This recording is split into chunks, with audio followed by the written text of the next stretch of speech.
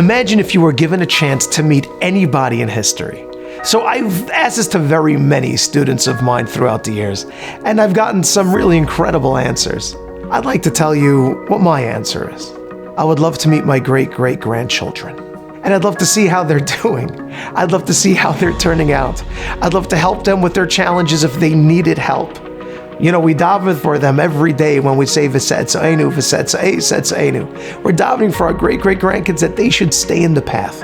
Well, I'd like to give you a little advice of something that you can do. Yeah, I don't have a time machine to be able to go into the future, but I do have something else.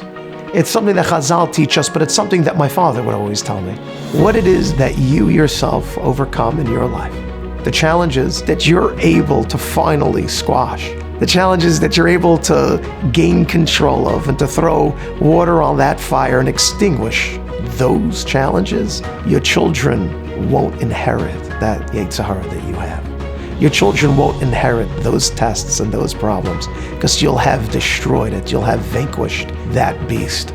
So if there's something that you would want for your great-great-grandkids to be able to not have, that challenge and that test that you have, making sure to look at the correct things. It's up to you, and it's not just your own Olam Haba. It's an Olam Haba that will echo for eternity. So I want to give you maybe a little advice, somewhat of a thought, and how one can go about this. We know that the Gemara in Kedushin tells us that Rav Amram Chasida, they had brought these captured women and they put them inside the second floor, the attic of his house. And the ladder that would go up to that attic was taken away so that nobody would be able to go up to them. Well, in the middle of the night, how the Gemara uses as a lashon of there was a certain light that came from one of them that Rav Avram Chasida saw, and he was challenged, a test. He grabbed a ladder, it says, that 10 men couldn't carry. That was the power of the passion that he had in the moment. And he went and he brought it over to that place, to that hole in the attic to be able to climb up into. And as he's climbing up, the Gemara tells us he stops halfway through and he yells, Nora Be Amram, Nora Be Amram.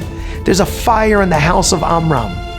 And all the rabbis came running to help him, and they saw him standing on that ladder, shivering, frozen in place, sweating.